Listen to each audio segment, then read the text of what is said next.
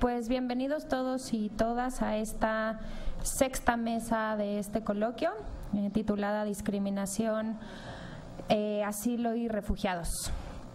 Muchas gracias a los ponentes que están aquí, y vamos a tener en videoconferencia a una de las ponentes de una ponencia de una investigación conjunta que va a presentar su conferencia a través de las pantallas, y después la vamos a enlazar para la ronda de preguntas y respuestas. Tienen 15 minutos cada uno. Vamos a empezar con Luisa Andrea Sánchez Pimentel. Ella es licenciada en Historia por la Facultad de Filosofía y Letras de aquí de la UNAM y maestra en Historia Moderna y Contemporánea por el Instituto de Investigaciones por el Mora, mejor conocida como el Mora. Actualmente estudia el doctorado de Derecho en el programa de posgrado de Derecho de la UNAM y pertenece a dos grupos de trabajo: el Seminario Interinstitucional Permanente titulado Historia Reciente de América Latina, Hechos, Procesos y Actores del Instituto Mora, y también pertenece Ecosur, así como a la Red Migraria. Su ponencia se titula Conceptos en torno a la migración de mexicanos en Estados Unidos en el siglo XX y XXI, asilo y refugio. Así es. Hola, buenas tardes. Bueno, en realidad yo voy a hacer una ponencia que pertenece a un capítulo de mi tesis de doctorado, que digamos no llevo tanto tiempo en el doctorado, pero ya he ido avanzando. Esta tesis se titula Mexicanos en Estados Unidos del siglo XX a la actualidad, historia e instrumentos jurídicos de protección del derecho de asilo y del refugio. A grandes rasgos les cuento un poco de la tesis para que entiendan por qué estoy haciendo utilizando estos conceptos. Yo quiero trabajar el tema del asilo, el exilio y el refugio a lo largo del siglo XX y principio del siglo XXI en México. Entonces estoy tomando 3 momentos históricos que a mí me sirven para ver cómo ha funcionado el derecho internacional de los derechos humanos, específicamente en materia de protección a los migrantes. Entonces, la primera etapa de la que hablo es la Revolución Mexicana, porque es un movimiento armado, es una guerra, hay exiliados durante todo este periodo de facciones, y mucha gente va a Estados Unidos precisamente por la cercanía con México, ¿no? Sobre todo norteños. Y bueno, el segundo periodo que estoy estudiando es el de la Guerra Sucia, porque a diferencia de los años de la Revolución Mexicana, en los años de la Guerra Sucia, que son los años 70, ya existe todo un trabajo de protección para los migrantes en materia de asilo y de refugio. Ya se había firmado la convención y ya estaba el protocolo. Sin embargo, es como un periodo muy interesante en el sentido de que se enmarca en todos los avatares de la Guerra Sucia y en este fenómeno de la bipolaridad, ¿no? Cuando está Estados Unidos como en esta pelea armamentista, etcétera, con la Unión Soviética. Y el tercer periodo, que es de 2006 a la actualidad, utilizo 2006 porque es el año en el que inicia el periodo presidencial de Felipe Calderón, y que declara la guerra contra el narcotráfico, porque ahora, pues porque ha habido una serie de fenómenos que son violaciones a los derechos humanos y que a veces estos fenómenos no suelen tener cabida o no pueden ser atendidos por los instrumentos de protección internacional que existen. Entonces, digamos, a grandes rasgos, los objetivos es como analizar la problemática jurídica de la institución del asilo y el refugio, así como su trasfondo histórico, político y social. Esto me ha obligado a analizar las categorías analíticas que enmarcan este tipo de fenómenos.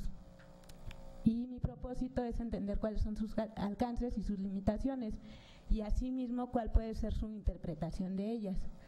Entonces, hay una serie de categorías analíticas que involucran a la movilidad humana.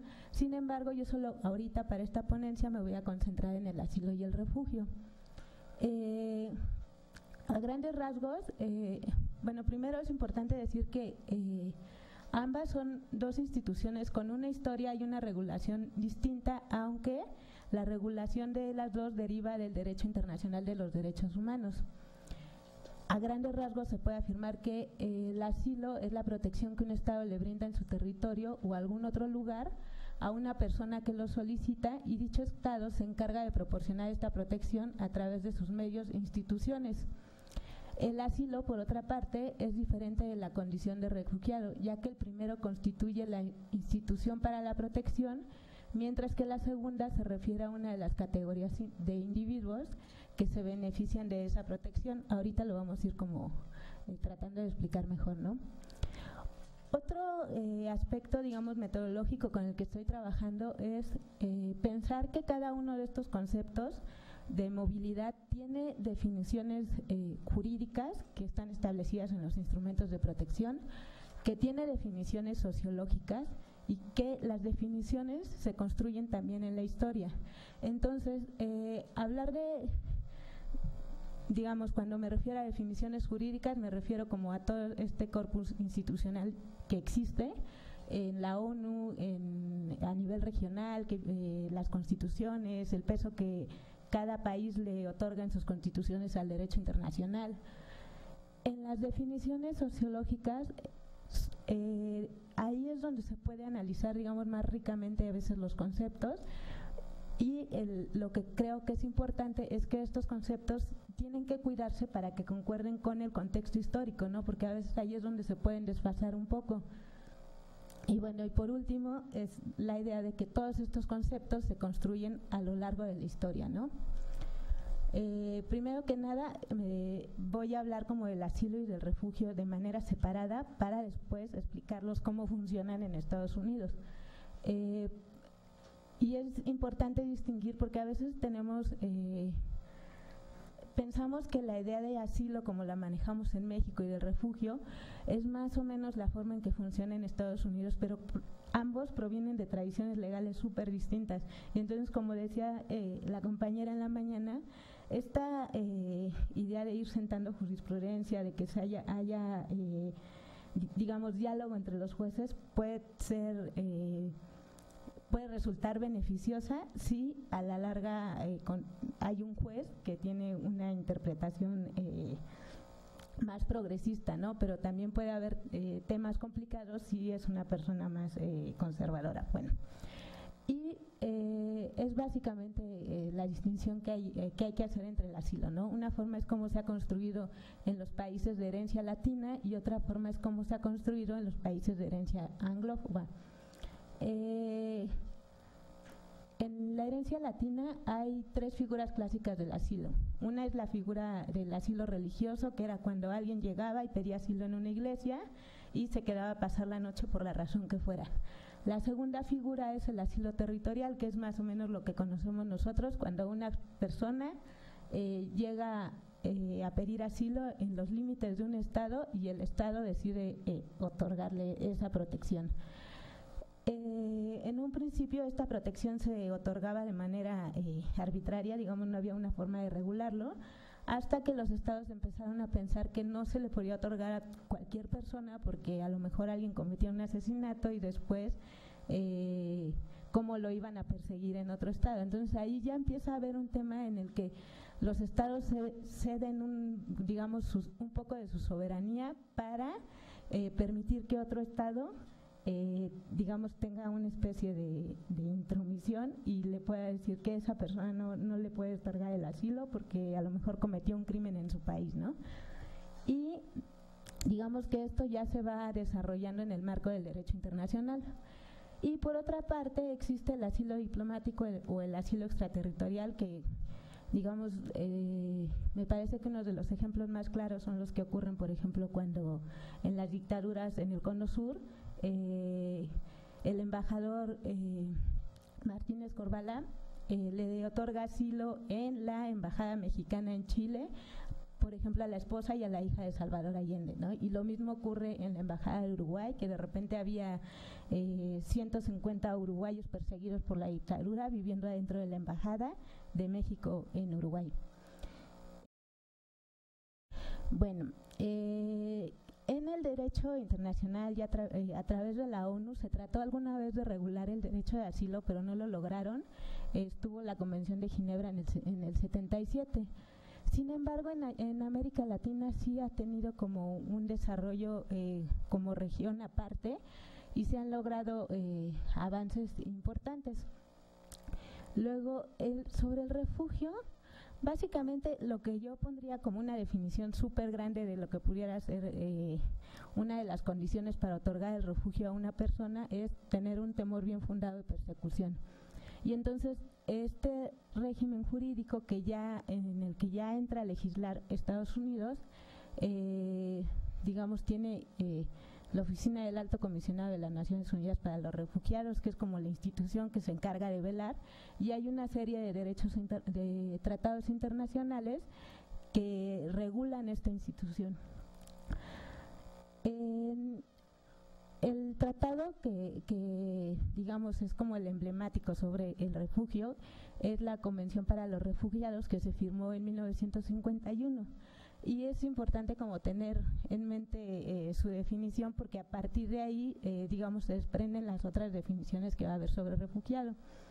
Y entonces dice que un refugiado es una persona que huye debido a fundados temores de ser perseguida por motivos de raza, religión, nacionalidad, pertenencia a determinado grupo social u opiniones políticas, y que se encuentre fuera del país de su nacionalidad o no pueda, o a causa de dichos temores no quiera acogerse a la protección de tal país, o que careciendo de nacionalidad y hallándose a consecuencia de tales acontecimientos fuera del país donde antes tuviera su residencia habitual, no pueda o a causa de dichos temores no quiera regresar.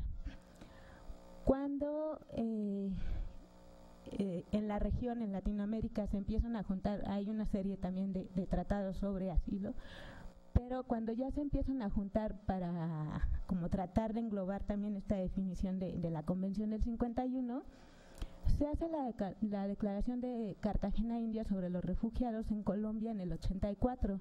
Esta definición es súper interesante porque aunque a lo mejor a mí no me sirve para trabajar el tema de Estados Unidos, ahí tengo que correr, aquí sí dice que hay personas que huyen de sus países porque su vida, su seguridad, su libertad han sido amenazadas por la violencia generalizada, la agresión extranjera, los conflictos internos y la violación masiva de derechos humanos. Esto es importante tenerlo presente por el problema que tenemos ahorita a consecuencia de la guerra del narcotráfico. Entonces, un poco como lo comentabas en la mañana, ¿no? La situación de cómo Estados Unidos va regulando su política migratoria se funda en dos cuestiones. Por un lado, ven a los migrantes como con esta idea cosmopolita, democrática y un poco romántica de la nacionalidad, de nosotros somos un país que tiene que recibir a todos aquellos que están huyendo de tal país represor. Pero por otro lado existe una corriente que se llama nativismo, que empieza a expresarse a finales del siglo XIX y que básicamente lo que hacen es decir que el problema de todos los problemas que ocurran en Estados Unidos son consecuencia de los recién llegados, o sea, de los migrantes. Y así van haciendo una serie de leyes a lo largo del tiempo. Digamos, les señalo como algunas que son emblemáticas por lo que proponen. Pero, por ejemplo, desde 1768 ya se decía que el presidente, la ley le otorgaba la facultad al presidente de encarcelar a alguien o de deportarlo en caso de que lo considerara peligroso. Era algo completamente subjetivo, ¿no? Luego ya hacia 1921 se empiezan a establecer cuotas de entrada que al final, digamos, en ese momento los mexicanos tenían como paso libre, ¿no? No había como gran problema con la migración mexicana. Ya hacia 1924 es muy claro que las leyes empiezan a legislar con base en características raciales, ¿no? Y básicamente era contra la inmigración asiática. Después de la Segunda Guerra Mundial,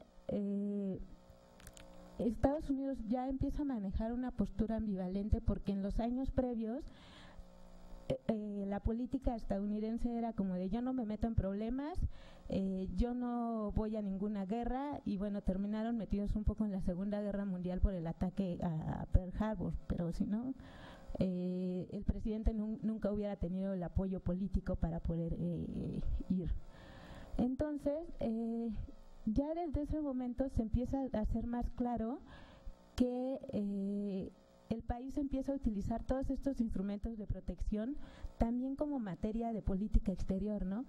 Entonces, hay un caso emblemático que se pelea el presidente Harry Truman con el Congreso, porque el Congreso estaba reacio a recibir a los migrantes, mientras que Truman decía que tenían que aceptar mínimo a los migrantes que llegaran de países comunistas, que eran como los países contrarios a la política de Estados Unidos, ¿no? Y al final sí logra Truman esta ley en la que ya permitía aceptar a los refugiados de guerra. Ya hacia la década de los 60, en este movimiento, en todos estos años de los movimientos civiles, también sigue habiendo cambios en la legislación interna, ¿no? Uno que a mí me parece súper importante es que ya está la ley característica de migración, Immigration and Nationality Act, que empieza ya desde el 65 a ampliar las cuotas de países, permite la reunificación familiar, pero también poniendo límites a la cantidad de personas que se pueden reunir con su familia, ¿no? Y aquí pasa algo bien curioso. En el 65, por un lado, esta ley define un refugiado como cualquier persona que escape de un país comunista, o sea, es como con una clara tendencia política.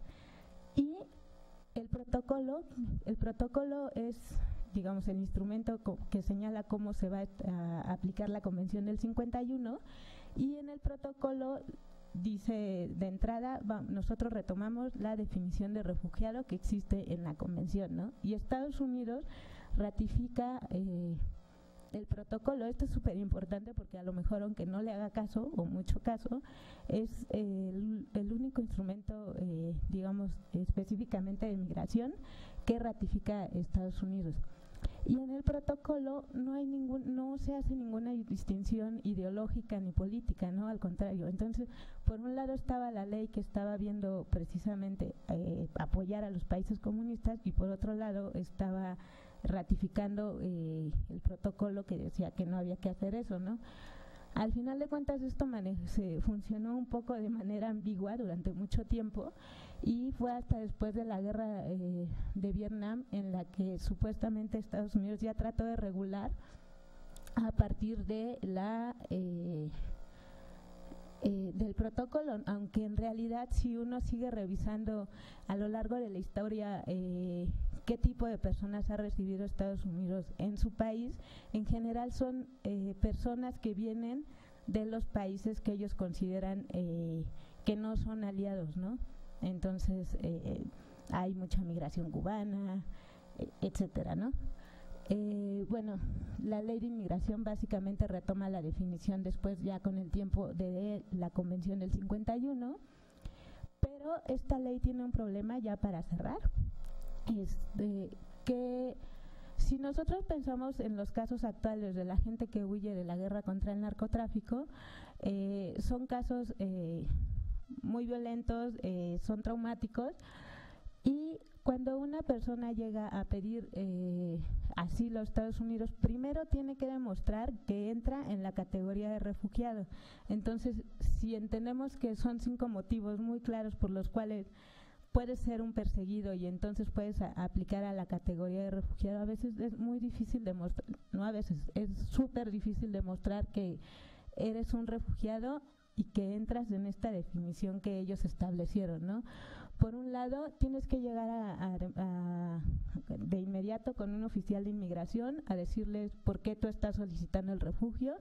Tienes que dar un testimonio, pero tenemos que pensar que la gente llega asustada, llega sin papeles, a veces no tienen idea de cómo son los procedimientos. Entonces es súper difícil convencer al oficial, y el oficial de inmediato va a poner en duda que tú seas un inmigrante que está huyendo de violencia. y no seas un migrante económico, ¿no? Que justo ya lo platicamos aquí, como pareciera que son dos categorías que van por distintos lados, pero o sea, no, menos ahora, ¿no? En los tiempos actuales no se puede distinguir la movilidad económica de la política, todo puede estar súper mezclado. Otro problema es que tienen que demostrar la motivación de quien los persigue y presentar pruebas creíbles.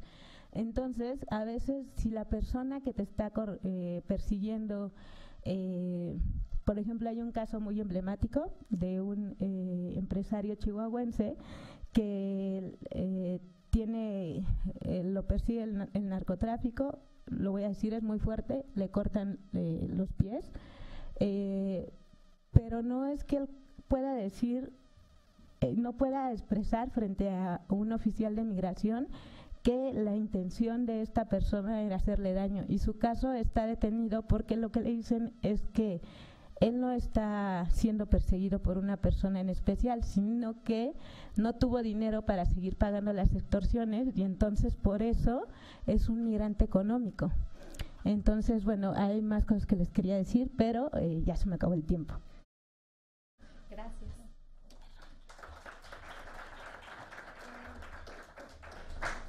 Perdón.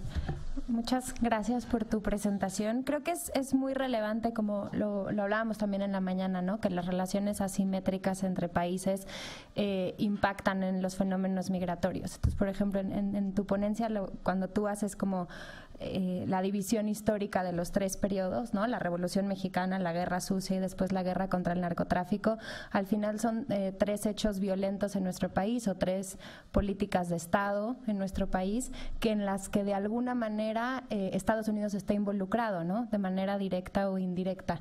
Y eso a la vez genera un flujo de migrantes hacia su país. Es como si hubiera una relación asimétrica, pero también de interdependencia, donde las causas de violencia aquí al final terminan impactando en los flujos migratorios que van hacia allá. Muchas gracias.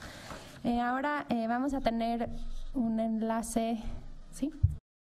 Una videoconferencia de una ponencia hecha en coautoría. La ponencia se titula Violencias simbólicas en los procesos de investigación con personas migrantes y está hecha por dos autoras. Rosalía López Fernández, que es quien nos va a acompañar más tarde en la sesión de preguntas y respuestas, está diplomada en Trabajo Social y licenciada en Antropología Social por la Universidad de Granada. Ha realizado un máster en Cooperación Internacional para el Desarrollo y Gestión de la ONGD en la misma universidad. Es investigadora del Instituto de Migraciones y tiene un contrato de formación del profesorado universitario del Ministerio de Educación en el Departamento de Antropología Social de la Universidad de Granada.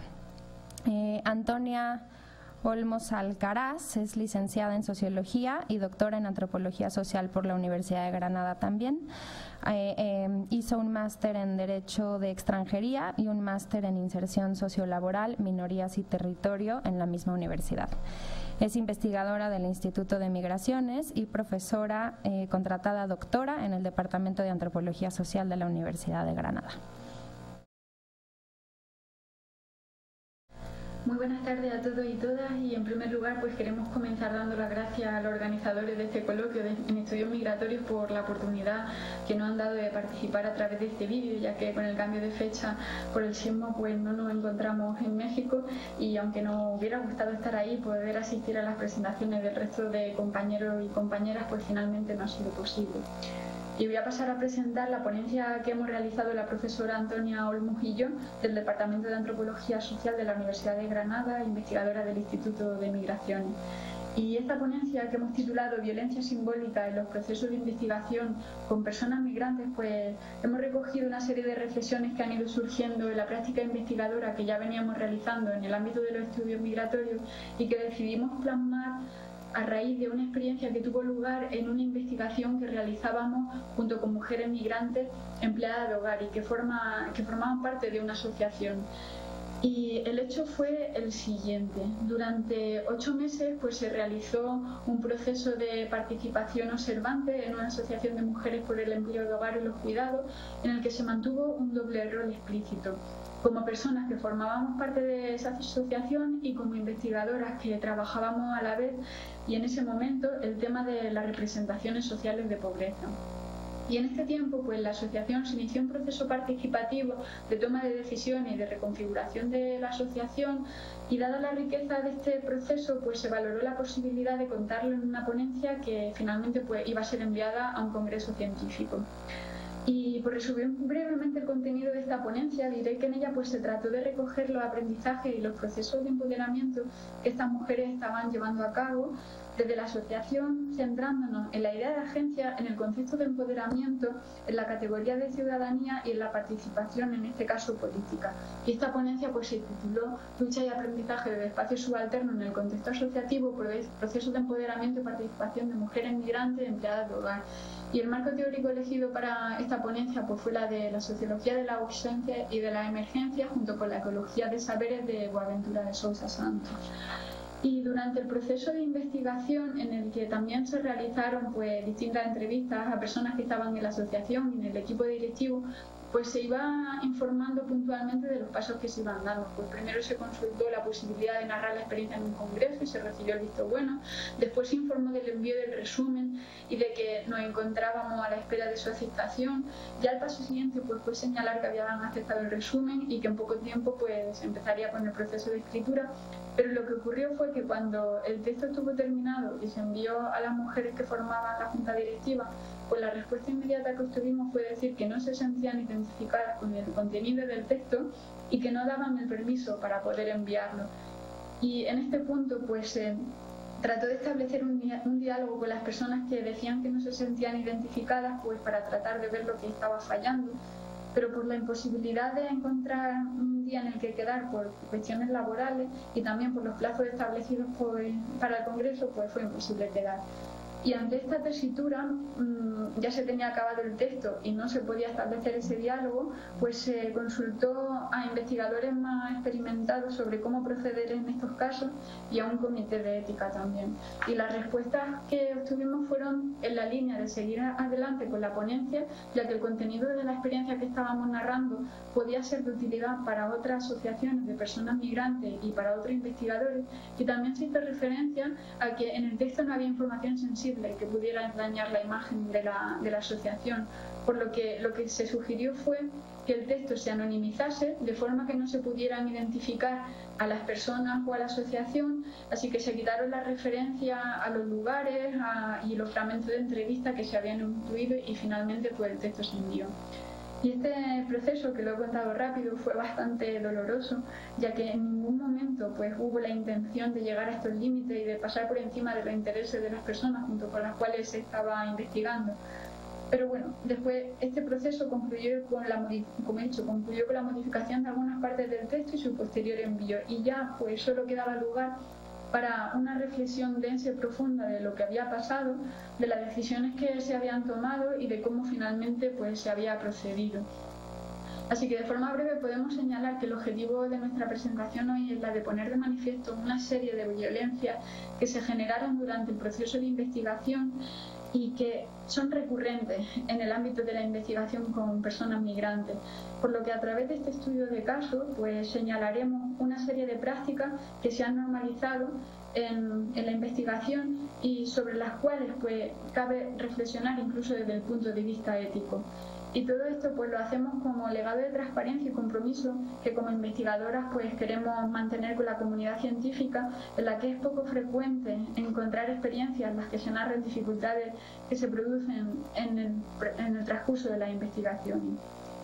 Y a continuación pues vamos a presentar estas reflexiones que hicimos tras esto que ocurrió y que la hemos organizado en dos apartados. En uno vamos a tratar de ver qué implica investigar sobre y no investigar con o investigar junto con, y también vamos a ver cómo se usan determinadas categorías. Y en el siguiente apartado pues vamos a tratar una serie de cuestiones epistemológicas que los estudios sobre migraciones pues redundan en una suerte de violencia simbólica debido a las relaciones asimétricas que se establecen en los procesos de investigación. Bueno, con respecto a la cuestión de investigar sobre, pues debemos señalar que mucha investigación que se realiza en el área de las migraciones continúa siendo investigar sobre personas migrantes y no con personas migrantes.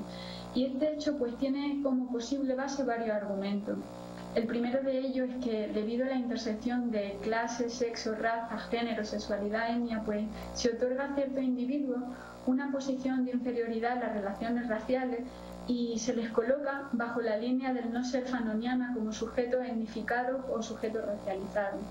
El segundo argumento que queremos aportar es que a través de discursos diferencialistas y lógicas de inferiorización, además de una esencialización de las diferencias culturales, a las personas migrantes pues se le atribuye una exterioridad categórica que las considera el sumum de la diferencia cultural o el sumum de la otredad y que la aparta incluso de su condición de persona.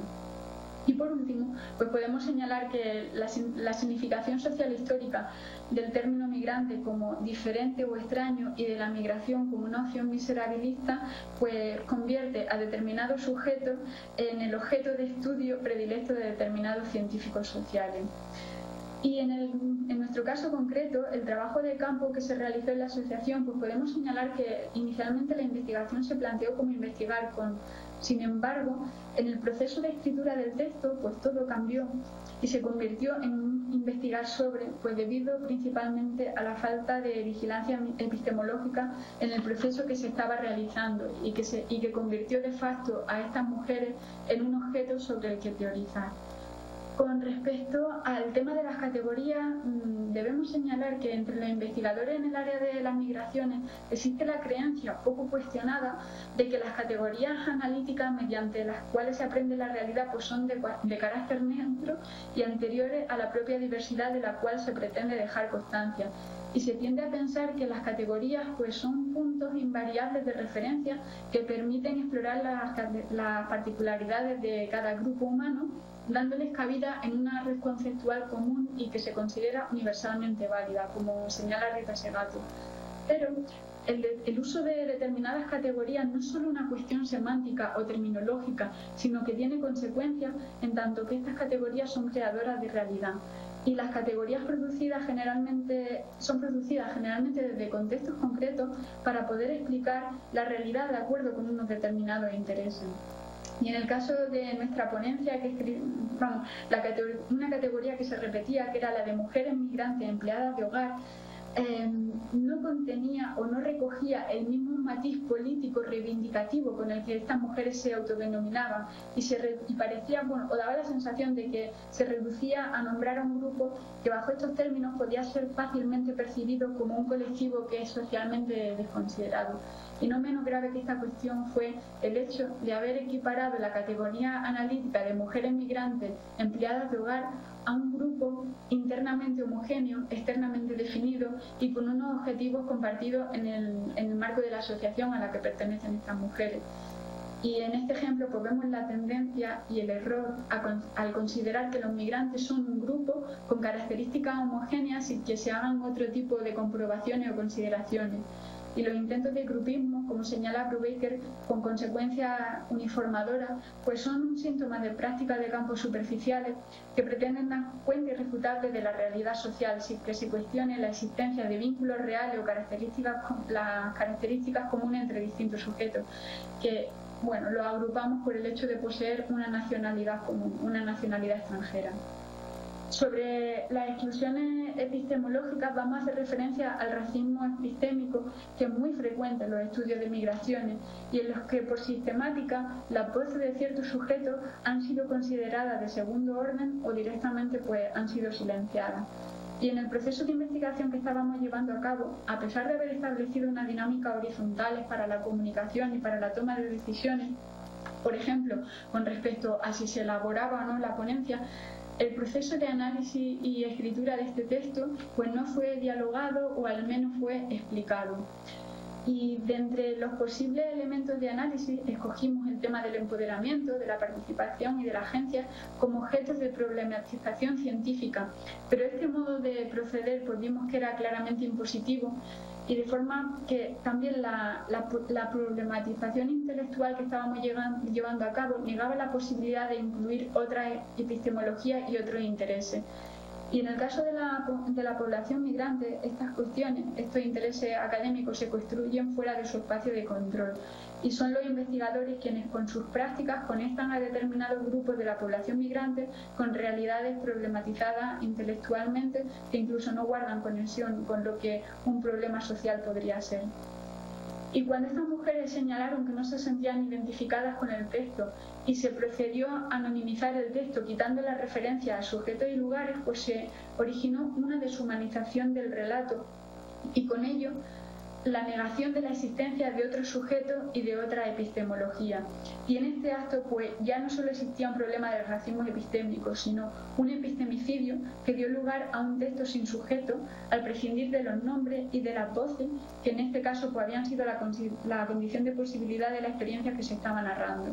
Y en el caso de la investigación en el ámbito de las migraciones, estas omisiones son en parte pues, fruto del legado de los procesos de etnificación a los que los sujetos migrantes han sido sometidos y que han reproducido la imagen de un sujeto que aún está en minoría de edad y por quien debía hablarse y del cual no se esperaba que tuviera la capacidad de raciocinio propio. Por otro lado, pues el hecho de haber ofrecido o ya entregado a estas mujeres un texto cerrado, unitario, racional, reemplazaba las voces de estas mujeres que en todo momento fueron contingentes y enfrentadas y las subalternizaba y las deslegitimaba de su propia experiencia, se las excluíamos de su propia experiencia. Y entonces estas mujeres pues claramente no aceptaron un texto que sustituía el significado por el mismo acto de significar, que era en definitiva hablar por ella o hablar de ella cuando estas mujeres pues estaban absolutamente capacitadas para hablar por ellas mismas.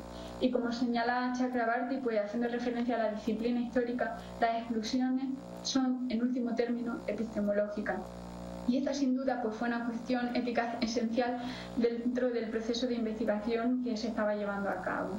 Y ya como reflexiones finales de este estudio pues queremos presentar una serie de puntos. Y en primer lugar queríamos señalar pues, las posibilidades que los investigadores poseen para emplear las investigaciones de acuerdo con sus propios intereses y hacer prevalecer sus propios intereses.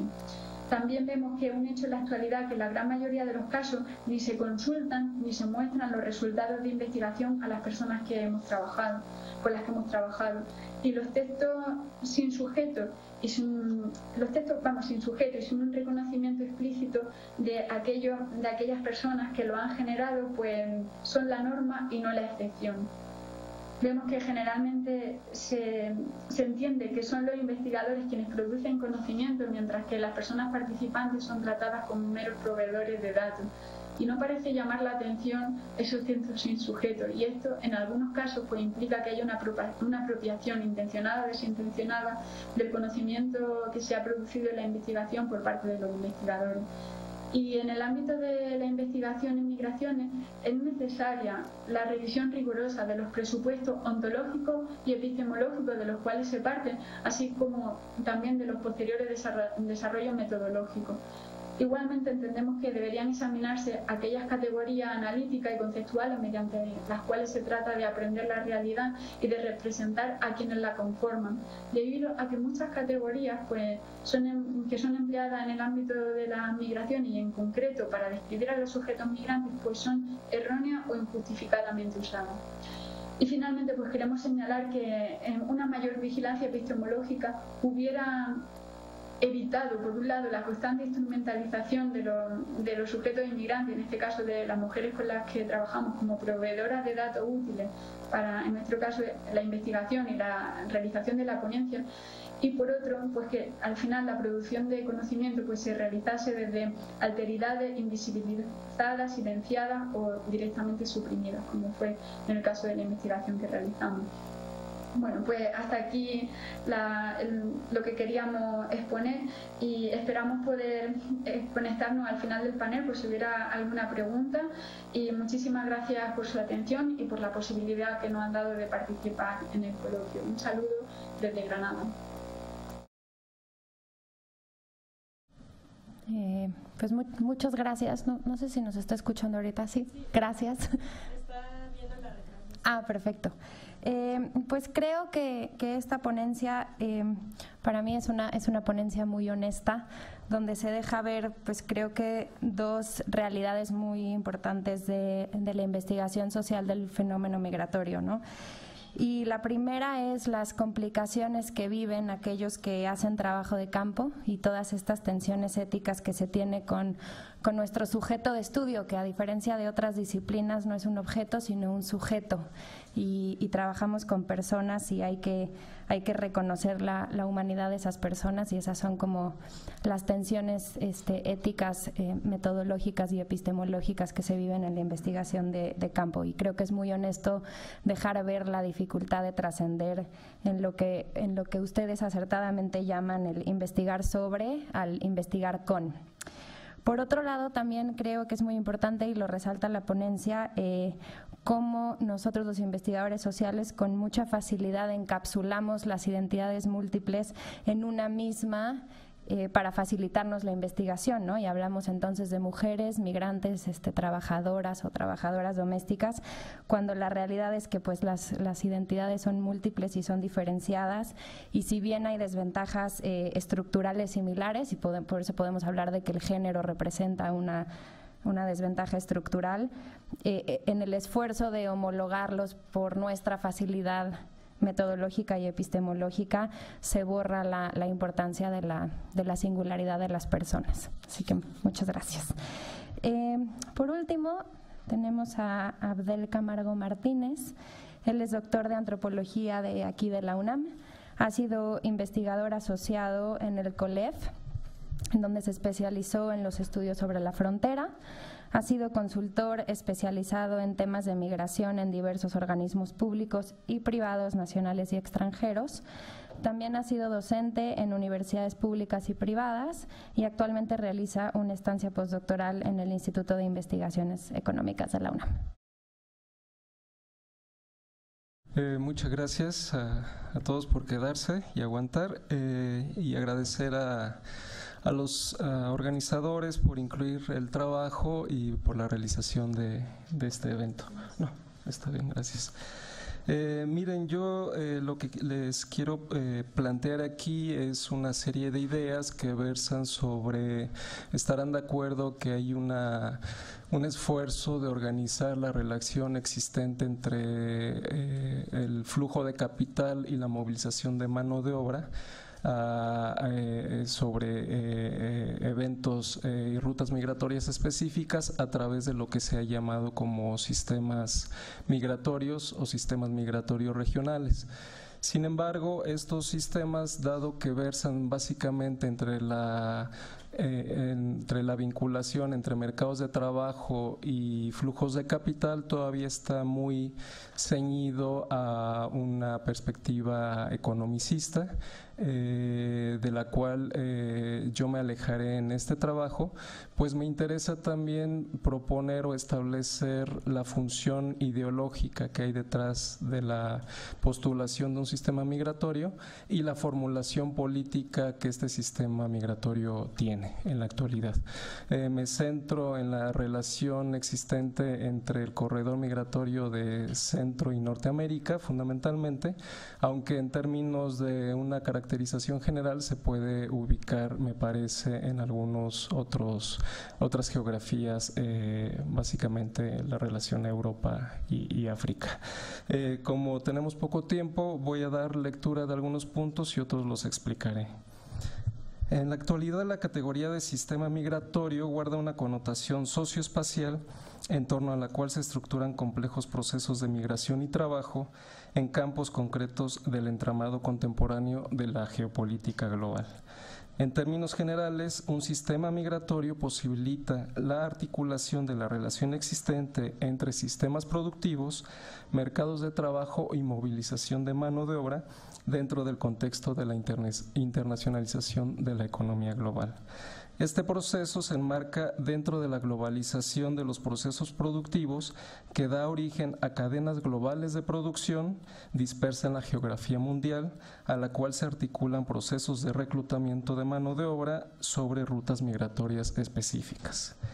De este modo, se han ido estableciendo mercados de trabajo transfronterizos y a la vez regionales, donde se establecen una serie de condiciones que median las relaciones de trabajo, pero que se caracterizan por la predominancia de esquemas de vulnerabilidad y de precariedad de estas condiciones laborales.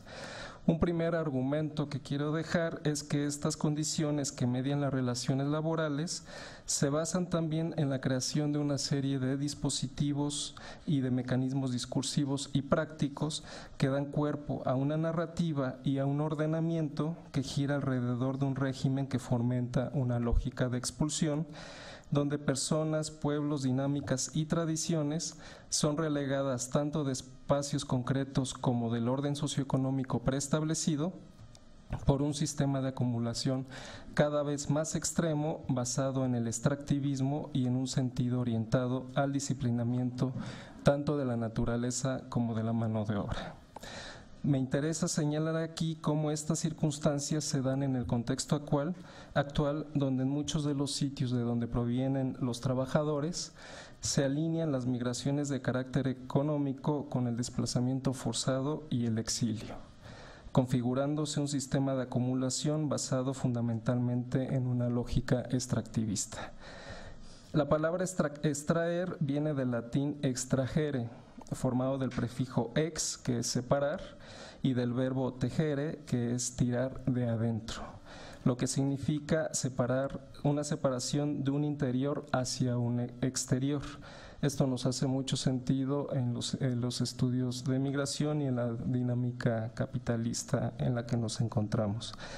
En términos económicos opera la misma lógica, pues si por extractivismo se entiende la forma de organizar la economía basada en una alta dependencia de la extracción intensiva de recursos de todo tipo, con muy bajo procesamiento y destinado para su venta o intercambio en el exterior, podemos señalar que en esta lógica también se extraen de los territorios a las personas y sus recursos, sus formas de habitar y de concebir el mundo. Se trata, a fin de cuentas, de un esquema de ordenamiento de los territorios, donde la migración es inducida a través de la expropiación, la circularidad, la rotación, la racialización y el carácter irregular de la presencia de las personas en otros sitios, lo que permite entender la creación de un dispositivo discursivo y práctico que fomenta lo que podremos llamar como la construcción cultural del rechazo como parte del funcionamiento de los llamados sistemas migratorios regionales. Dentro de los estudios migratorios, la noción de sistema migratorio se concibe como la estructuración de un conjunto de flujos poblacionales vinculados a una serie de sistemas productivos que operan a nivel mundial. De este modo, tanto la movilidad de capital como la movilización internacional de mano de obra van configurando la formación de mercados de trabajo que a menudo trascienden las fronteras nacionales, formándose un espacio transnacional de oferta de mano de obra cuyas características corresponden a la vez a la circularidad regional como a la recomposición del capital a escala global. Este proceso es particularmente visible en el análisis de sectores como la agroindustria y la manufactura, las cuales operan a través de subsistemas que han sido dispuestos estratégicamente en espacios regionales, muchas de las veces fronterizos, donde se facilita un modo particular de organizar la producción, de establecer encadenamientos productivos regionales, de aprovechar las ventajas comparativas de la vecindad transfronteriza, la reducción de salarios y el relajamiento tanto de las normas ambientales como de control institucional. Los sistemas migratorios se constituyen entonces por relaciones de intercambio desiguales entre países y regiones, donde personas, sistemas productivos y capital van configurando una compleja red de vínculos que por medio de la migración dinamizan múltiples relaciones, pero a menudo bajo esquemas de desigualdad, dependencia y formas distintas de violencia. La formación del corredor migratorio en la región compuesta entre Centro y Norteamérica, por dar un ejemplo, tuvo que establecer una diferenciación regional y entre países, primero en un sentido geográfico y a la vez económico, donde se ordenó la región entre países del norte y del sur, entre países desarrollados y subdesarrollados, pero también bajo un sentido ideológico entre progreso y atraso, civilización y barbarie. Para escalar, los países tuvieron los países del sur tuvieron que realizar reajustes locales a su economía interna a partir de la reestructuración neoliberal, donde un peso sobresaliente han tenido el impulso de tratados comerciales, la refinanciación de las deudas locales, la intensificación de mecanismos de integración regional, el fortalecimiento de las oligarquías locales y el injerto de grupos que ejercen complejas formas de violencia en los territorios, dando como resultado dinámicas migratorias articuladas en forma de subsistemas que se vinculan a través de la oferta y la demanda, de los discursos desarrollistas y de la integración regional. Incluso organismos internacionales abonan a este proceso, señalando la necesidad de incorporar a las comunidades, normalmente campesinas y o indígenas, mediante sistemas de subcontratación temporales, es decir, agricultura por contrato, empresas de participación conjunta, de los vínculos empresariales entre las cadenas del agronegocio, las cooperativas de pequeños productores y los programas de trabajo temporales impulsados en la región y de los cuales ahora está ebulliendo bastante.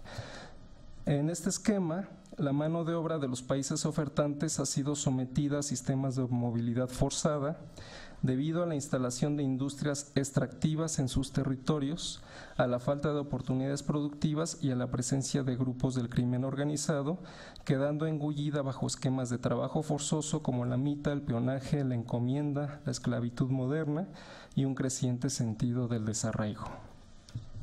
Desde nuestra perspectiva, los términos migración y desplazamiento son útiles para describir esa condición que adquieren las personas que se han visto forzadas a huir de su hogar o de su lugar de residencia habitual a causa de falta de oportunidades, conflictos, guerras, catástrofes naturales o situaciones de violencia generalizada.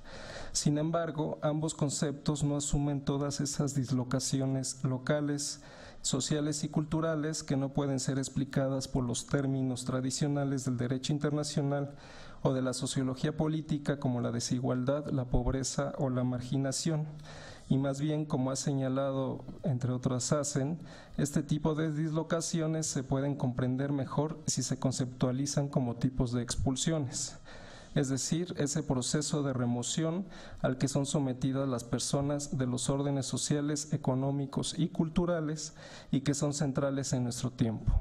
Expulsiones que no son espontáneas, sino son producidas a través de una serie de instrumentos normativos, mecanismos institucionales imbricados y una narrativa que se enfoca a justificar dichos instrumentos a través de nociones desarrollistas enfocadas a llevar el progreso a los pueblos, la modernidad económica y los valores democráticos.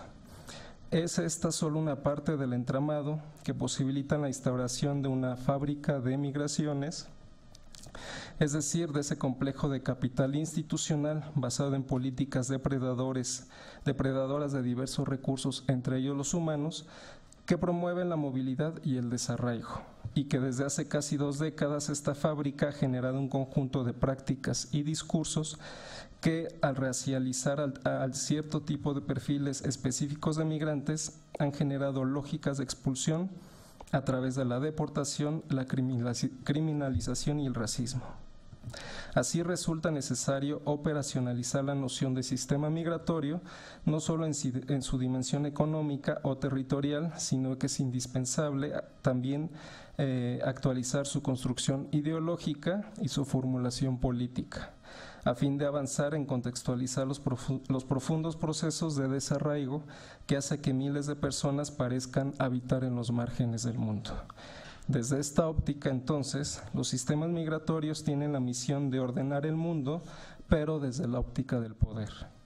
Y detrás del establecimiento de estos sistemas migratorios se ubican formas pragmáticas de ordenamiento de los flujos de capital y de mano de obra a través de diversos dispositivos, tratados comerciales, creación de zonas económicas, programas de ordenación territorial, alianzas para el desarrollo, entre muchos otros.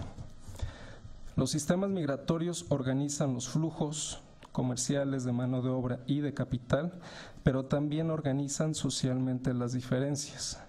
Son expresiones de la manifiesta incapacidad de los estados de gobernar las dinámicas asimétricas desencadenadas por la globalización y, aún más allá, estos sistemas actúan como ordenadores de esas asimetrías.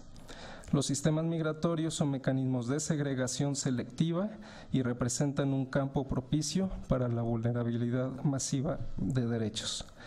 Para ello son varios los dispositivos que se echan a andar o en marcha para la apropiación y expropiación de recursos y de territorios, todos ellos legales. La expropiación, la compra y venta de tierras, la traslación de dominio, los contratos de usufructo, el arrendamiento, las concesiones y permisos de recursos naturales, así como reservas y vedas de los mismos.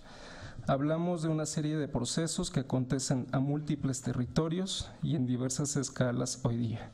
Tan solo en México se pueden hacer un recorrido muy básico en la industria minera con las 25,000 concesiones que se han hecho a empresas canadienses, inglesas y estadounidenses, en las concesiones de agua que son acaparadas por embotelladoras transnacionales o los conflictos derivados por este recurso, como las cerveceras en Mexicali o la Heineken en Meoquín, Chihuahua. Pero también nos referimos a la privatización del acueducto Independencia en la cuenca del río Yaqui, en Sonora, las hidroeléctricas en Chiapas, los estados con potencial eólico en el país como el Istmo oaxaqueño o los gasoductos en Veracruz.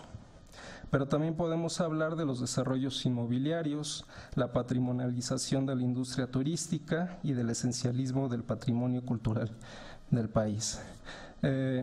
Todos estos son esquemas extractivos que operan en amplias zonas del país y seguramente ustedes tienen ejemplos concretos también, y a todos estos procesos les hemos llamado proyectos migratorios, y parece que estamos haciendo un uso excesivo ya de esta categoría.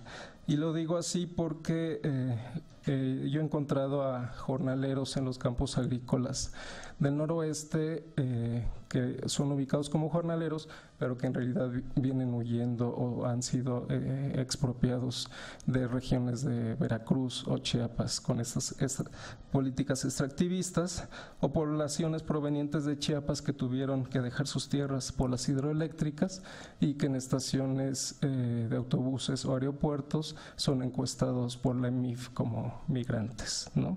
Entonces, no hablo de establecer un recurso analítico homogéneo, pero sí establecer o dar cuenta de los procesos que están concatenados para establecer estas diferencias, ¿no? Entonces, lo dejo aquí para establecer el diálogo. Muchas gracias.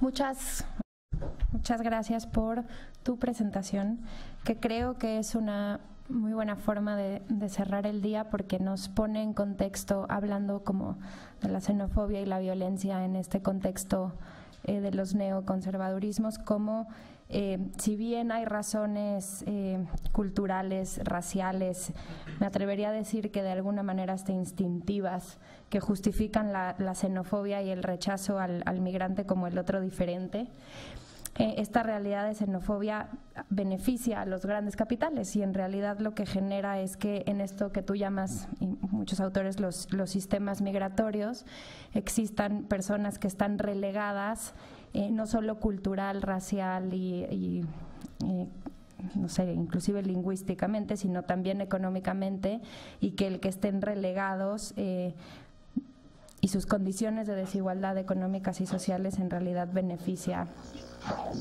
a los grandes capitales, y que inclusive existen instituciones que organizan o que disciplinan, por usar una palabra Foucauldiana, la migración, que buscan incentivar esas asimetrías y desigualdades.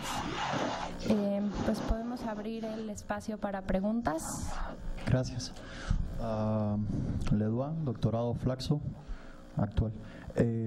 Tengo 3 preguntas. O sea, la primera pregunta, primero, gracias por la presentación, y creo que ponen en juego algo que se ha soslayado o ha estado implícito en todas las mesas anteriores, y es el papel del Estado. O sea, el Estado como actor Y ya no digo, bueno, como actor, entendiendo Estado por el sistema de instituciones que regulan de una u otra manera el ejercer o el proponer derechos. O sea, no se puede aplicar o implementar un derecho si el Estado no lo garantiza o no siquiera lo reconoce. Empezando por ahí. El primer tema es la soberanía. O sea, en el caso de Luisa es un tema que a mí me toca cerca, el papel del Estado y la soberanía. Y la pregunta es, ¿en qué momento se pone de manifiesto que hay un límite de soberanía o una contracción de la soberanía del Estado al aplicar derechos de refugio o asilo? ¿Qué quiere decir esto? La pregunta es, si cuando el Estado reconoce primero el derecho de asilo y de refugio, puede también ser al mismo tiempo una víctima en su soberanía. Ahí hay un problema, o sea, que yo me he encontrado muchas veces, y es cuando el Estado tiene razón para implementar o denegar derechos y cuando el migrante tiene precisamente la justificación para ese derecho. En otras palabras, ¿qué es primero? ¿El derecho del Estado a regular o el derecho del migrante a ser reconocido? Ese es uno.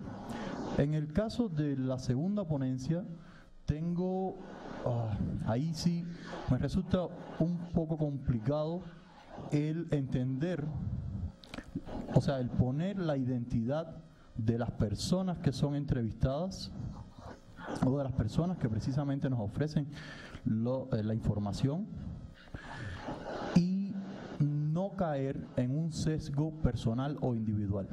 O sea, precisamente cuando hacemos ciencia o cuando hacemos una investigación estamos tratando de generalizar un conocimiento y me preocupa o pregunto si no se caería en un sesgo cuando identificamos un caso específico con nombre y apellido, como quiera, dentro de una investigación que podemos generalizar.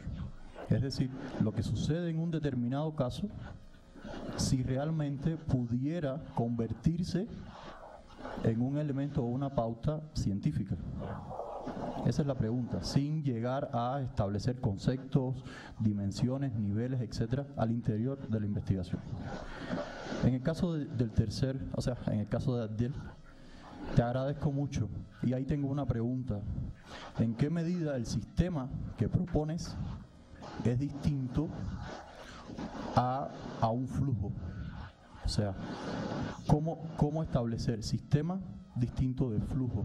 Porque entiendo flujo migratorio básicamente bajo las mismas pautas que estás dando, de lugar a lugar, de nivel a nivel, dígase migración económica, dígase migración de derechos, etcétera. O sea, ¿en qué medida es distinto lo que propones como sistema a flujo migratorio?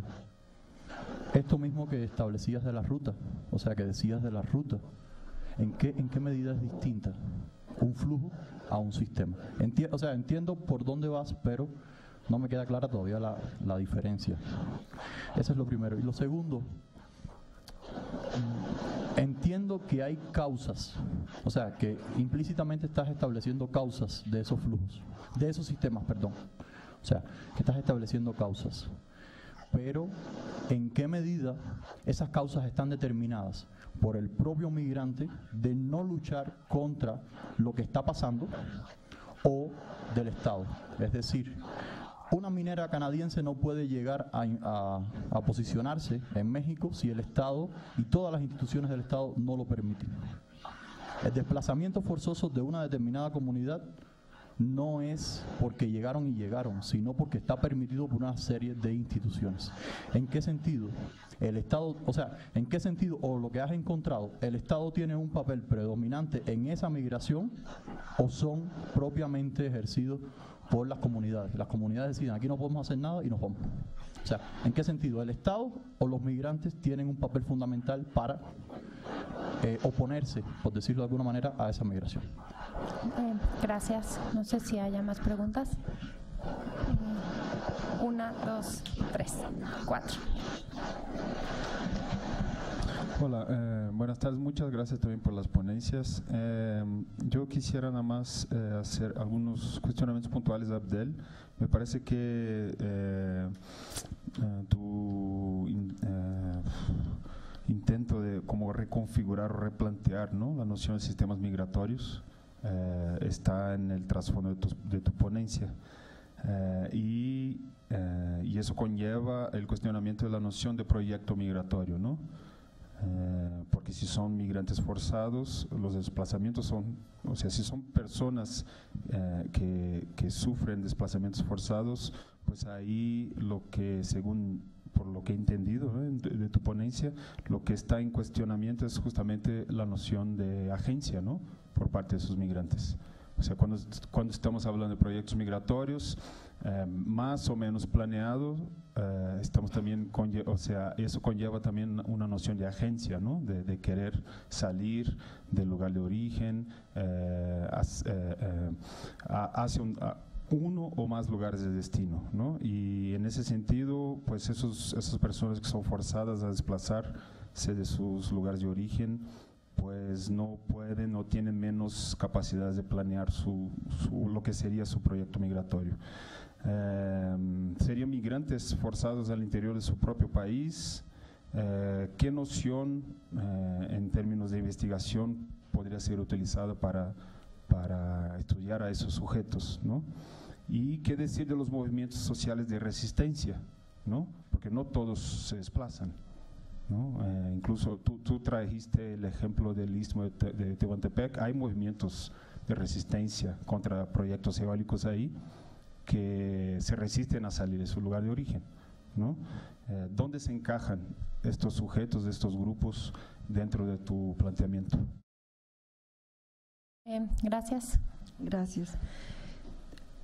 La materialidad de las relaciones de injusticia entre el gobierno, los gobiernos o los estados y sus cuadros ideológicos y la normatividad, esa materialidad de esa estructura confrontado con el sujeto, que es en realidad el centro del tema migratorio, el migrante, esa materialidad de esa relación es la que está en cuestión. Y estoy muy de acuerdo con las dos últimas ponencias. Creo que tenemos que centrarnos en una cosa que está muy bien definida y que prácticamente se ha pasado por alto. La herramienta de la ciudadanía es la que aclara exactamente cuáles son los excesos o las deficiencias que tiene tanto el Estado como la propia voluntariedad del sujeto. Si hace, no hace, si resiste o no resiste, si se victimiza o no se victimiza, y si el Estado abusa del poder o no. Entonces, yo tengo la idea de que es eso lo que tenemos que analizar, esa relación entre el sujeto y el Estado, y verificar si la ciudadanía está sirviendo o no. Muchas veces, y vuelvo con el temita, las diásporas no son reconocidos en sus derechos, son los invisibilizados. Y las diásporas en realidad, para mi gusto, son los actores legítimos de la migración. No todos son legales y hay que voltear esa mirada allí. Y por eso es que me encantó mucho la ponencia de España, con relación a hablar sobre o hablar con.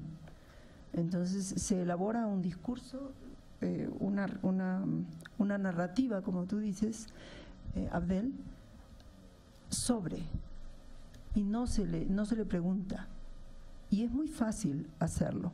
En todos los países hay diásporas. No necesitamos ir a tantos libros. Yo digo que también hay que mirar y hacer trabajo de campo. Por ejemplo, en México somos 1 millón de migrantes y los académicos a veces obvian el tema de llevarnos a la mesa de trabajo. No sé por qué. Por ahí hay 2 o 3 teorías, pero es muy importante ahora hablar con. Gracias. Gracias. Muchas gracias. También felicito a las 3 presentaciones, muy interesante. Creo que además otorga mucha diversidad a lo que escuchamos durante todo el día de hoy. Y tengo un comentario, pregunta para Abdel. Bueno, iba muy en el sentido de la intervención que hizo Bruno hace rato. Me parece muy sugerente, muy interesante repensar categorías clásicas del estudio de la migración como sistema migratorio, proyecto migratorio, que las usamos muy en automático, ¿no? Como decir contexto de recepción, digamos, conceptos que problematizamos muy poco. Pero también tengo un poco, por un lado me pareció muy sugerente y me hizo pensar mucho. Por otro lado, recordé las intervenciones de María Emilia el día de hoy, que varias veces dijo entonces qué categoría de migración estamos utilizando, y creo que a lo mejor en cierta medida converge con esa inquietud de ella. Pero también pensé esto mismo que decía Bruno, pero justo cuál es la noción de migración nos hace reflexionar de si no cabría de todas formas dentro de un proyecto migratorio una expresión de migración forzada, ¿no? O en realidad, como dice Bruno, es que la agencia define el proyecto migratorio. O sea, me parece súper interesante, pero me gustaría que nos des algunas pistas más para trabajar sobre eso. Y por otra parte, escuchando la presentación de Abdel, también pensé mucho en la hipótesis final de Einel, ¿no? Creo que ahí hay mucha convergencia. No me acuerdo exactamente cómo le dijiste y no quiero poner palabras que no son tuyas, pero me parece que nos hace pensar un poco en esta relación entre el sistema internacional capitalista y la vinculación que hay cuando vemos algunos dispositivos específicos, ¿no? Porque en la mesa de hoy en la mañana hablábamos sobre política migratoria, pero en realidad me parece que ambas ponencias convergen muy bien en esta idea de que recortamos la realidad para entenderla, pero no está tan recortada en realidad, ¿no? O sea, vemos la política migratoria, pero hay una clara dependencia del sistema global capitalista, ¿no? Y me parece que ejemplifica muy bien la reflexión de Abdel esta hipótesis final de Einel, ¿no? Sí. Gracias. No me sorprendería que estemos usando autores muy parecidos, ni tampoco contigo. Si les parece bien, hacemos un corte aquí, y si quieres, Rosalía, empezamos contigo, que para ti son las altas horas de la noche y supongo que estás un poco cansado. ¿Se oye? Sí.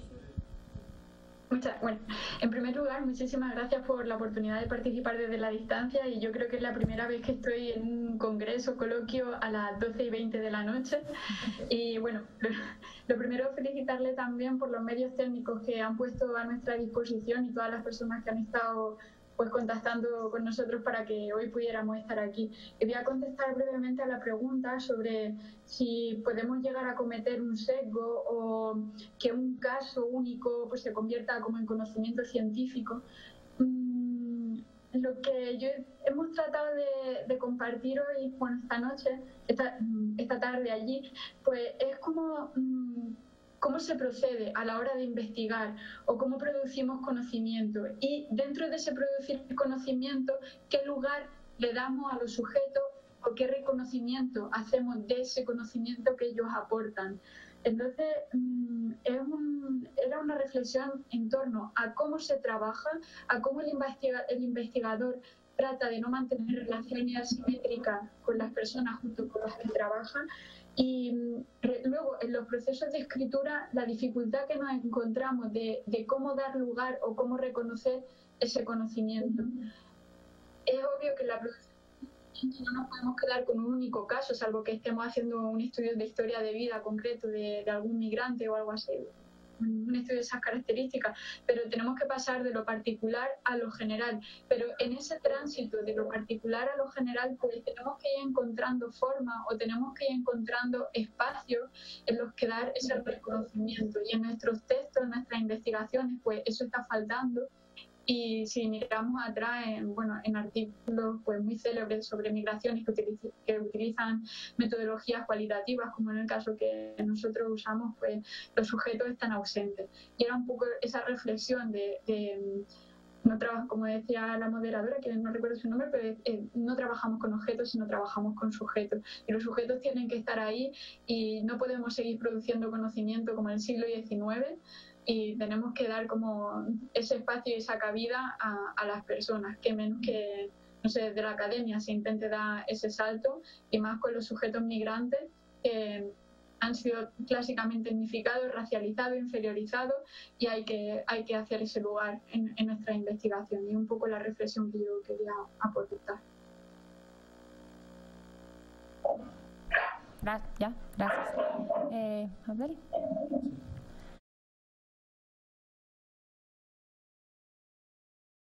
Muchas gracias por las preguntas.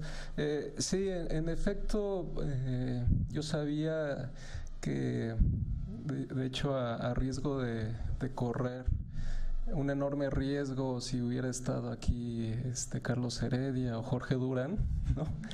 Que hubiera salido lapidado prácticamente, pero justo eso, creo que estamos tan cómodos ya en ciertas categorías que es necesario, siento yo, repensar un poquito, ponerlas a la luz de la realidad que estamos viviendo, ¿no? Entonces, no estoy tratando de forzar ni siquiera proponer una nueva noción, una categoría, sino sí plantear la reestructuración o la actualización de las mismas al día de hoy, ¿no? Porque esto de migrantes económicos, obviamente quiere decir que son personas que están con escasez material, ¿no? Es pobreza, cuando muchos estudios han estimado que no son los más pobres o los pobres los que se están moviendo, ¿no? Pero partiendo que está vinculado a la noción de pobreza, pues entonces hay que decir, y aunque parezca obvio, es que no es que son pobres porque son pobres están saliendo, ¿no? Más bien están siendo empobrecidos constantemente, ¿no? Por una serie de condiciones y circunstancias que yo traté de dejar aquí de manera general, ¿no? Entonces, digo, aunque parece obvio, es cómodo hacer la generalización de migrantes económicos igual a pobreza. Ellos son los pobres. No, son permanente y sistemáticamente empobrecidos, ¿no? Y eso es el capital. Ese es el funcionamiento del capital. Eso como punto número uno, ¿no? Entonces, no estoy planteando una propuesta en sí y tampoco, digamos, a ver cómo operaba, cómo les sonaba a ustedes. Más bien habló de esta concatenación, ¿no? Y nuevamente mencionar estos ejemplos que di, porque los encontramos, yo los encuentro en la agroindustria, que para mí, bueno, yo los veo ahí, entonces son jornaleros migrantes, pero en realidad vienen de un proceso de desplazamiento y después se hicieron jornaleros migrantes, ¿no?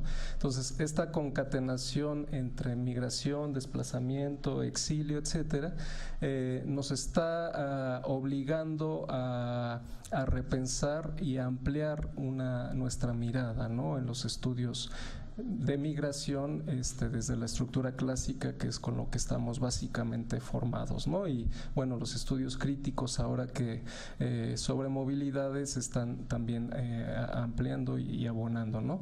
Pero inclusive en eso, ¿no? Se mueven los turistas y los ejecutivos y los migrantes de alta capacidad económica y migran los pobres, ¿no? Entonces es nuevamente otra circunstancia diferencial de categorías. Entonces es eso, es salirnos, invitar a salir un poco de la comodidad de las categorías y de los usos que damos y tratar pues de repensar o construir, no sé si estas mismas categorías con otro sentido o vaya a ser pues la necesidad de formular otras, ¿no? Entonces el flujo es parte del sistema, ¿no? O sea, el sistema es lo amplio, es lo grande, y dentro de ese sistema están los flujos, está el Estado, están las instituciones, las organizaciones, bla, bla, bla, bla, ¿no? Entonces, la noción de sistema me parece bastante coherente, lógica y ayuda, ¿no? Tengo problemas en solo establecer un sistema migratorio desde la perspectiva económica, de vinculación oferta-demanda, mercado de trabajo y movilidad poblacional, porque ahí se pierde es migrante económico, pero dejamos de lado todas estas vertientes que son tan evidentes para nosotros ahora y son de una emergencia tremenda en la actualidad, ¿no? Entonces, no tengo una propuesta, Bruno, todavía acabada, la estoy pensando y pues la idea es pensarla en colectivo, ¿no? Gracias. Andrea. Sí, bueno, justo un poco pensando en lo que le preguntaron a Abdel y algo que ya no alcancé a decir, es que hace 2 años en la ONU hubo una declaración se llamaba Declaración de Nueva York para los Migrantes y Refugiados. ¿Por qué la retomo y por qué me parece importante y sirve para contestarle al compañero? Porque en esta declaración una de las primeras cosas que dicen es que es imposible ya distinguir entre un migrante refugiado con las características clásicas y un migrante económico, ¿no? Justo en esta lógica de están mezclados, es difícil encontrarlos a lo mejor en las estadísticas, todo está muy revuelto, ¿no? Y lo retomo porque aunque es una declaración, es algo muy institucional que hizo la ONU, pues al final de cuentas puede que a la larga nos dé alguna idea de hacia dónde también se está moviendo de manera institucional estas ideas y cómo se están replanteando también las categorías, ¿no? O se están pensando de manera distinta como en el mundo globalizado, con todo este tipo de prácticas que hemos visto a lo largo del coloquio. Y justo me parece interesante porque ahorita en estos días están como en sesiones de negociación tratando de promover un tratado para la migración segura, ordenada y regular, que está pensado justo para los migrantes económicos y para los refugiados, ¿no? Y a ver qué pasa. Y me parece interesante para mi tema porque Estados Unidos estuvo en la declaración, pero llegó Trump y ya se salió de las negociaciones, ¿no? Pero bueno. Y la otra, la que decía, la pregunta que menciona ahí atrás, que tenía que ver con cuál era que si el Estado tenía derecho a regular o no la entrada de migrantes. De hecho, en la Declaración de Nueva York, lo que dice la ONU es que sí, que todos los estados tienen derecho a regular la entrada o la salida y tienen derecho a decidir quiénes pueden entrar en su categoría de ciudadano, de refugiado o de migrante, pero al mismo tiempo hacen hincapié en el principio de no devolución y en el principio del derecho al debido proceso. Y lo destaco porque en el derecho internacional hay normas que tienen una característica que se llama jus cogens y significa que son normas que no admiten ningún acuerdo en contrario. Son como principios del derecho internacional que no hay ninguna otra norma, digamos, si fueran competencias, ninguna otra le puede ganar, ¿no? La que ilustra muy bien este principio es la prohibición de la tortura, ¿no? Por ninguna razón, bajo ninguna excusa puedes torturar a una persona. Y el principio de no devolución entra ahí, ¿no? Entonces, si llega una persona a pedir refugio, lo primero que tiene que hacer un Estado es no devolverlo porque de entrada tiene el derecho a la duda, a saber si realmente está huyendo de peligro y además tiene derecho al debido proceso, ¿no? El problema es que a veces un poco justo llegan en malas circunstancias, no tienen los documentos, los perdieron en el camino, entonces es una situación como justo, ¿no? Como de conceptos que luego ya están tan distanciados de la realidad que no nos funcionan a lo mejor a nosotros nos funcionan para analizarlos, ¿no? Pero cuando un abogado quiere litigar, pues justo tiene problemas muy complicados, ¿no? Para encajar los casos en las definiciones que tenemos. Sí, pues tenemos tiempo para otra ronda. No sé si hay más preguntas.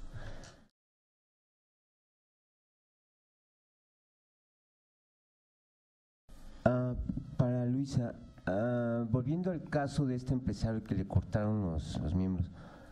Los pies, ¿no? Los pies. ¿Cuál sería un caso en los que sí admiten alguna prueba? Me parece que toda autoridad tiene la capacidad jurídica de llegarse de pruebas. Los pies cortados para mí sería una prueba, pero en Estados Unidos supongo que ya es un poco el cinismo de negárselo. ¿A qué casos sí, qué pruebas pueden sí admitir es la autoridad de migración en Estados Unidos? Y nada más, y segunda pregunta, no quedó un poco claro en la diferencia entre asilo y refugiado. Me lo imagino, pero nada más quería aclarar. Gracias. Gracias. No sé si hay otra pregunta. Sí, aquí. Sí, bueno, muchas gracias a todos por las ponencias. Quería aprovechar a propósito de la de Rosalía. Es Rosalía quien está conectada, sí, ¿verdad? Rosalía, sí. A Rosalía, bueno. Tenemos un poco un retraso con ella. Pero... Ok. Bueno, se me hizo muy interesante este tema de cómo trabajar en la investigación con los sujetos, no hablar sobre los sujetos, sino trabajar con ellos. Y pues creo que todos los que hacemos investigación cualitativa nos enfrentamos a este problema, ¿no? De que vamos a hacer entrevistas, extraemos de los sujetos de estudio la información que necesitamos y luego ahí te ves, ¿no? Hasta ahí nos vimos. Y queda, pues como extrajimos los datos y ya, ¿no? Esa fue como la función y sí terminó, ¿no? Entonces, sí han habido como cuestionamientos sobre este tema por el asunto de que pues los sujetos también deberían tener, no sé, el derecho de recibir una retroalimentación de todo esto que les extrajimos, ¿no?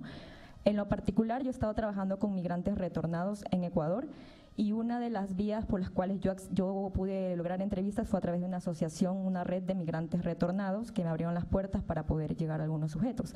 Y ellos, precisamente, una de las cosas que ellos me dijeron fue: cuando termines tu tesis nos gustaría que vinieras a presentar los resultados de tu investigación porque queremos saber, o sea, qué es lo que concluiste, ¿no?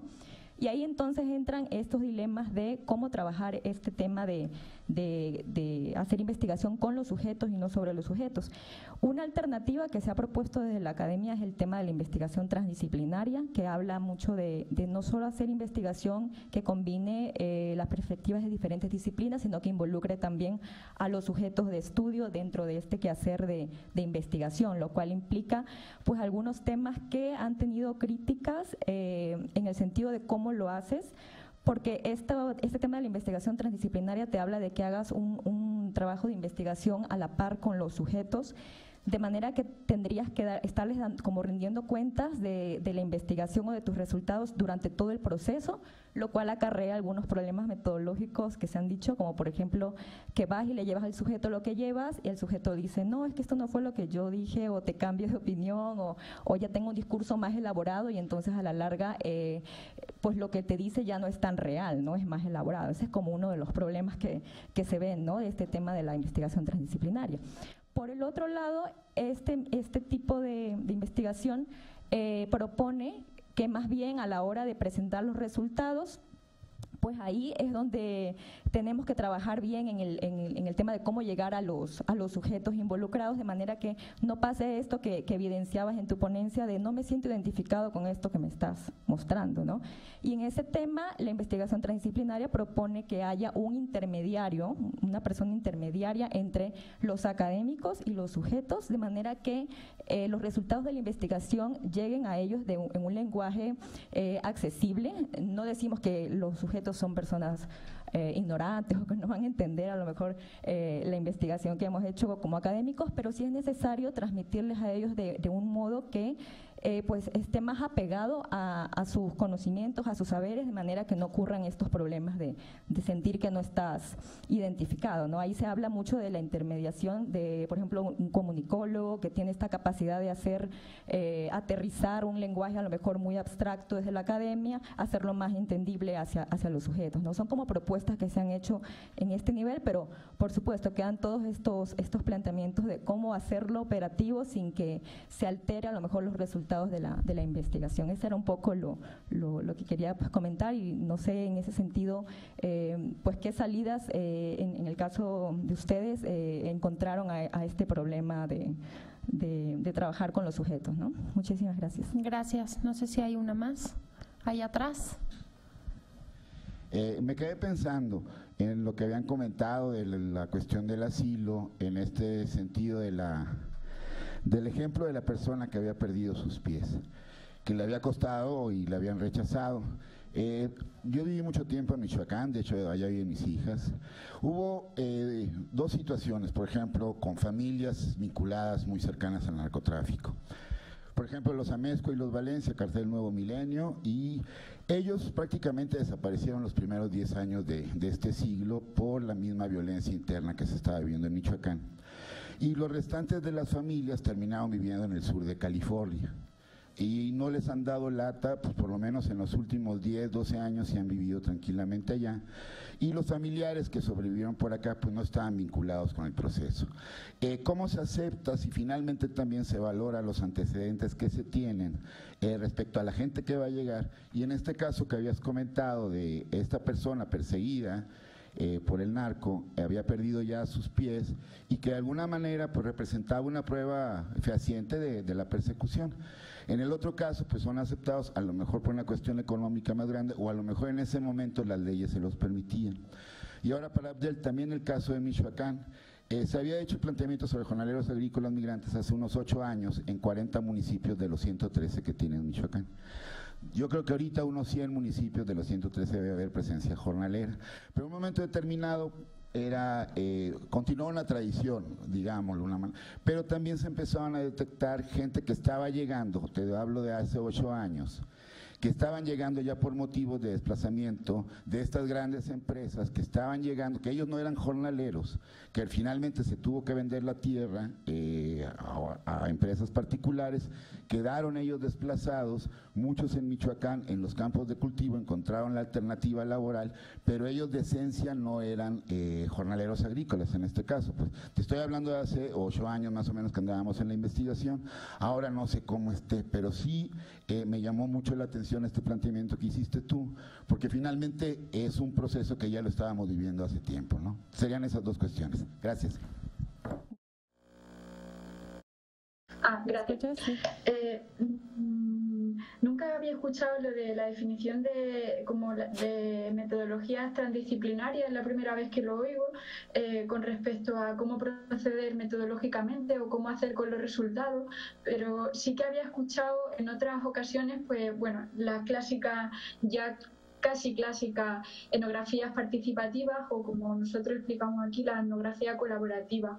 Esta etnografía, como bien has dicho, tiene muchísimos riesgos y tiene muchísimas complicaciones. El proceso de investigación es totalmente diferente. Partimos de un paradigma diferente, que no es investigar sobre, sino investigar con. Entonces, hay estas etnografías colaborativas, incluso lo que nos dicen es que con los sujetos vamos a definir qué es lo que queremos estudiar. Pero la realidad es que muchas veces este proceso no puede hacerse y que el investigador ya tiene la pregunta qué es lo que quiere hacer. Bueno, una vez que estamos ya en este punto, pues hay muchísimas maneras de proceder y hay muchísimas maneras de plantear o diseñar la investigación. Para mí es básico, son dos cuestiones. Una es, por ejemplo, el desarrollo metodológico, que ahí pues podemos simplemente desde omitir información de lo que estamos haciendo o poner una grabadora sin informar de qué vamos a hacer con esa información, o lo que decías, por ejemplo, del tema de los resultados. Esa es la segunda cuestión. Yo no concibo una investigación en la que no haya una devolución de resultados. Y es precisamente porque en el momento de devolución de los resultados en los que se debe de abrir un proceso de diálogo para decir, para volver a contrastar esa información, en el sentido de que se han producido unos datos y esos datos han sido analizados, interpretados por el investigador, pero no sabemos si nuestra interpretación es correcta o va en la línea que haría justo la persona, a lo mejor que de la vida que estamos tratando de esa persona. Entonces, tenemos que como investigadores aceptar el hecho también de que nuestras investigaciones son falibles, de que nuestras interpretaciones pues pueden ser unas interpretaciones que no comparten los sujetos, y esa violencia simbólica y esa violencia epistémica puede contrarrestarse en la medida que estamos abiertos a dialogar otra vez y a cambiar esos datos producidos. Entonces, realmente se democratiza el proceso de investigación, y así es como es una opción desde la que se puede trabajar o desde la que no. Y para nosotros es fundamental hacerlo así, y ya pues hemos ido avanzando en esta serie de cuestiones y no concebimos hacerla de otra manera. Por la parte final de si se alteran los resultados de la investigación, evidentemente que se alteran. O sea, si tú abres ese proceso analítico, interpretativo que ha hecho el investigador y lo pone a disposición de las personas con las que hemos trabajado, la investigación y los resultados van a ser totalmente diferentes. Desde mi punto de vista, cualitativamente mejores. Y no sé, es una cosa, por ejemplo, también otra violencia o la ciencia, cómo se produce. Parece que los investigadores no existimos, que somos sujetos abstractos y que tenemos que producir un conocimiento neutro. Esos paradigmas yo creo que ya se han quedado atrás, esa objetividad ya no existe. Asumimos que la producción de conocimiento no es neutral, que es intencional, que está destinada a que nos publiquen los artículos en muchas ocasiones. Entonces, si partimos de ahí, por ejemplo, para mí es fundamental dejar claro cuál es mi lugar de enunciación. Por ejemplo, en un artículo que escribí hace poco, yo decía, yo soy una mujer española de la llamada clase media, soy investigadora, activista implicada. Entonces, para dejar claro también a quien me lea o a las personas con las que se difunde la investigación, desde dónde yo estoy hablando o desde dónde quiero producir conocimiento. Entonces, no sé, son formas diferentes de hacer que, pues ya, por lo menos nosotros en antropología sí que la estamos empleando más y que la estamos asumiendo e integrando. No sé si contesto a la pregunta o no sé si genero más dudas o así, pero podemos seguir, vamos, si queréis, no por correo o como sea, podemos seguir dialogando y profundizando sobre estos temas. Y muchas gracias de verdad por la oportunidad de participar. Gracias a ti, Rosalía. Andrea. Bueno, sobre la pregunta que me hacían, en Estados Unidos para que una persona pueda acceder al asilo tiene que encajar dentro de la definición de refugiado que está en INA, que es la ley de Immigration and Nationality Act, y en la definición de la convención, que dice que huye por motivos de raza, religión, nacionalidad, pertenencia a determinado grupo social o por opinión política. ¿Qué pasa con el caso del empresario en Ciudad Juárez? Porque era un microempresario. Cuando a él le piden que demuestre la intencionalidad de la persona que cometió el crimen, es muy difícil comprobarlo porque es súper subjetivo. Entonces, generalmente los casos que logran obtener el asilo más bien son las personas que tienen una vida pública activa.